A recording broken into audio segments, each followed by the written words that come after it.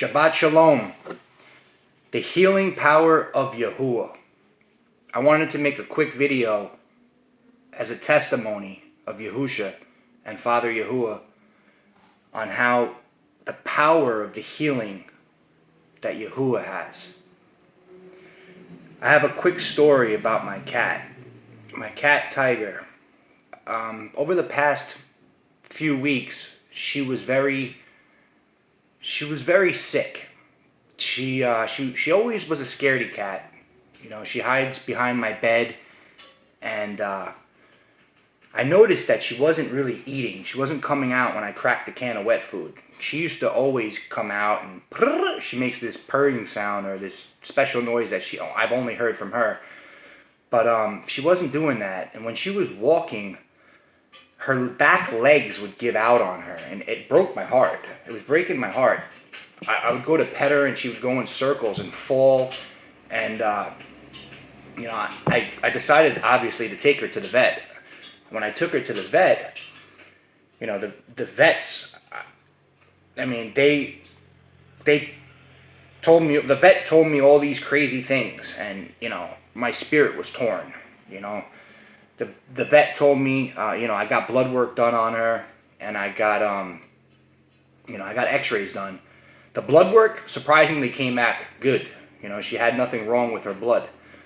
When I got the x-rays done, the vet told me her heart was smaller than what it was supposed to be, which shows signs of dehydration. And, it also revealed arthritis developing in her back legs. And, I asked the vet, between me and you, how long have you been a vet for? He's like, 13, 14 years or whatever it was. And I was like, well, what do you think it is? What do you think is wrong with her? And he says to me, I think it's something neurological. I think, she might have a brain tumor or whatever the case may be.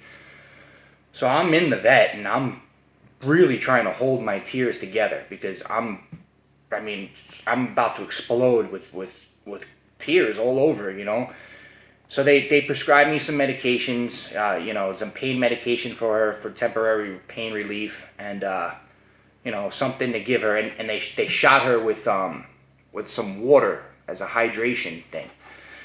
But as I left the vet,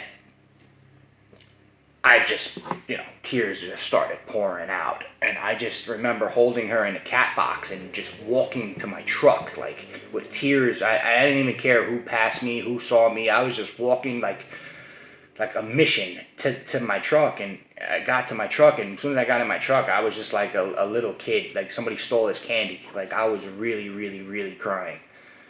And, I prayed, and I prayed, and I prayed. Father, please heal my cat. Please heal my cat. Please heal my kitty. Please heal my kitty. I drove straight home.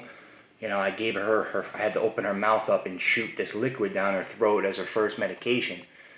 And I just remember, and the whole time, even while I'm in the vet, I can hear Yahusha and Father Yahuah speak. I can hear them. I can hear Yahusha interceding. I can hear Father speaking on a very quiet, soft, quiet, audible voice. And I started to think, I got to do the right thing. Do the right thing, because I know, in the scriptures, when you do the right thing, you follow his commands. Father is healer. He is healer. He is life. He is not death. He is life. And he heals. He heals his people. He heals his people's animals. He's the one that takes life and gives life. Nothing can happen to you unless it's Father Yahuah ordained.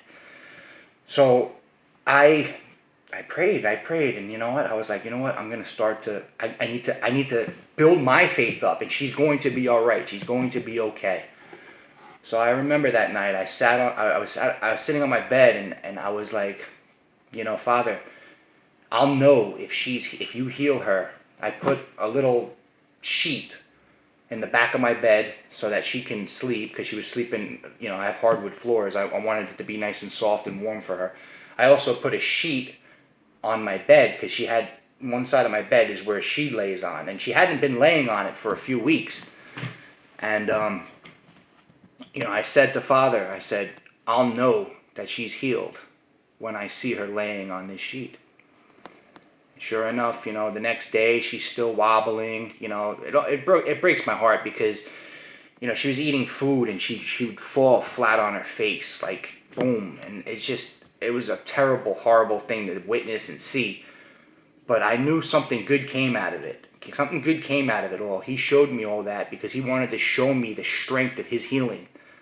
And sure enough, a little bit by little bit, she's recovered. Now she's jumping around, making that jumping up on me sound, and she's in bed. She jumps now. She jumps into the bed and she lays and she jumps on me. She likes to lay right here with her head right here. And when I'm reading the scriptures, I gotta be like this. I gotta I gotta accommodate to her comfort.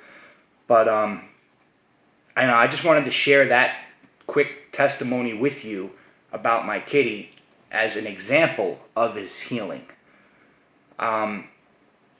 He set me apart the beginning of this year. I mean, this has been a long time coming. I've been learning a little. He's been giving me little bit by little bit before that, but the beginning of 2018 was really like my purging moments. And the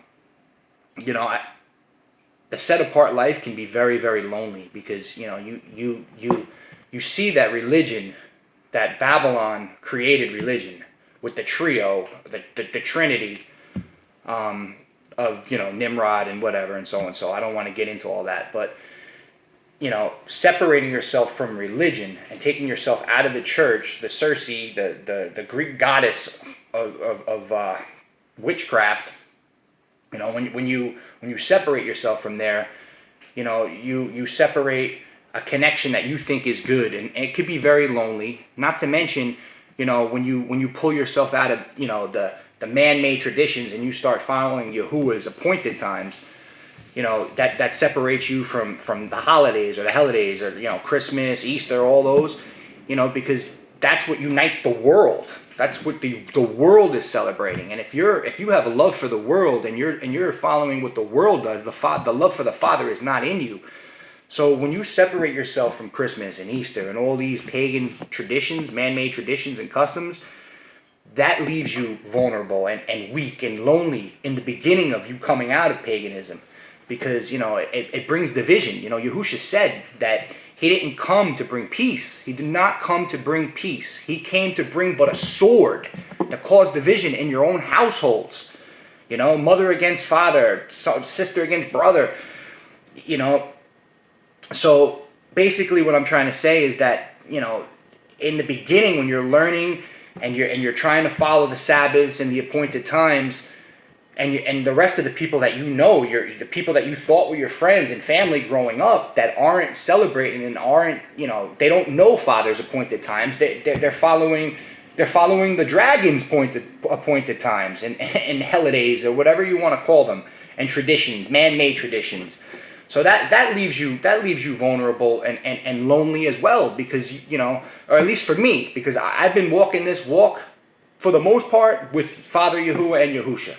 That's for the most part that's who I have, and that's really all I need, and basically what I'm trying to get at with this is that the set apart lifestyle, we're not of this world. We're in it, but we're not of it. So the set apart lifestyle can be a very, very lonely path. It can be very, very lonely. And I noticed that myself, I started to get depressed. And you should not be depressed. You're a child of Elohim. You should not be depressed. You should not be sad. You should be filled with joy, because our Father is our joy. He is our everything. He is everything. And this is something that, as I speak, I need to listen to the words of my own mouth, because it's something that I got to remind myself daily, because I fall into depression, and I fall into sadness, and I fall into loneliness. And what do? What have I been doing? I start looking for love and this void. I call it a void.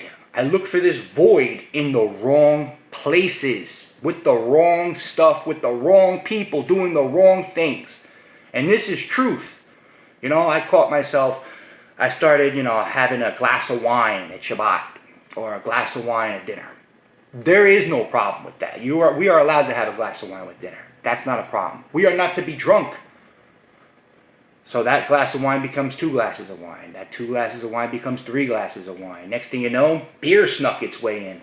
Now I'm drinking beers. 3, 4, 5 beers a night. Then the shots start coming in. Take a shot, drain it with beer. Next thing you know, I have an alcohol problem. Psst. That snuck in. And then, then you get the spirit, which alcohol is a spirit. That spirit comes into you. Next thing you know, now Torah is disregarded because now you're self-seeking for yourself. Now you want to do things. I want to go have fun. And what's the easiest place and what's the easiest thing to do to go have fun? A bar.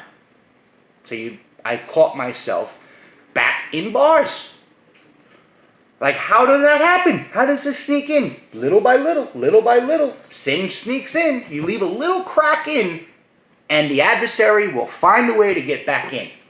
We have to be guarded. We have to throw on the full armor of Yahuah daily because it's rough out there. The adversary has a limited amount of time, and he roams around like a lion trying to devour everybody and anything he can because he is on borrowed time.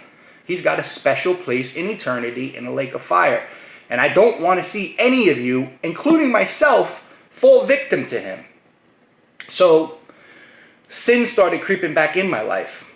And, little by little, like I said, couple glasses of wine, couple beers, couple shots. Next thing you know, I'm not stupid drunk, but I'm tipsy and I'm in a bar. I'm thinking that there's nothing of it. Like I'm still in good spirits, still this, still that. Shooting a game of pool, playing a game of darts, doing whatever it is, conversating with people I haven't seen in a long time that I have no business even talking to. Being in an establishment that I truly have no business being in. And, all for what? For loneliness? For loneliness? I mean, is that worth it? I don't think so. My whole point, I said all that to say this. My whole point is that Father got through to me yet again. Once again, he got through to me. I heard with his own voice. I asked him, I said, Father, am I allowed to drink? You know what he said to me? He said, a glass of wine at dinner. That's it. I got it. I cracked those cans of beers in the name of Yahushua. I poured them right down the drain.